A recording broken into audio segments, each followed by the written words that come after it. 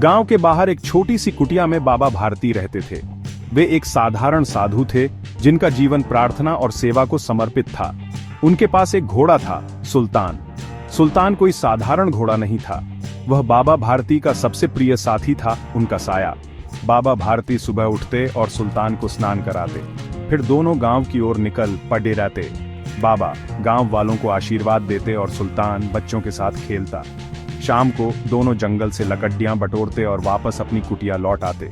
रात को बाबा भारती अक्सर सुल्तान के पास बैठकर उसे कहानियां सुनाते। सुल्तान भी बड़े ध्यान से उनकी बातें सुनता। बाबा और सुल्तान के बीच एक अटूट रिश्ता था, ऐसा रिश्ता जो शब्दों से परे था, समझ से परे था। एक दिन गांव में एक अफवाह फैली। कहा जा रहा था कि खड्ग सिंह नाम का एक कुख्यात डाकू पास के जंगल में डेरा डाले हुए है। खड्ग सिंह अपनी क्रूरता और चालाकी के लिए मशहूर था। कहा जाता था कि उसने सैकड़ों घोड़े चुराए थे। एक दिन एक ग्रामीण बाबा भारती की कुटिया में आया। उसने बाबा को खड्ग सिंह के बारे में बताया। बाबा सावधान रहना, खड्ग सिंह को सुंदर घोड़ों का बड़ा शौक है। वह सुल्तान को देख लेगा तो उसे जरूर चुरा लेगा। बाबा भारती ने ग्रामीण की बात ध्यान से सुनी। उन्होंने कहा, भगवान पर भरोसा रखो, जो होना है वो होकर रहेगा। बाबा भारती को यकीन था कि कोई भी सुल्तान को उनसे अलग नहीं कर सकता। उस रात बाबा भारती बिछनोए दिनों की तरह सो रहे थे। अचानक उन्हें घोड़े की फुसफुसाहट सुनाई दी।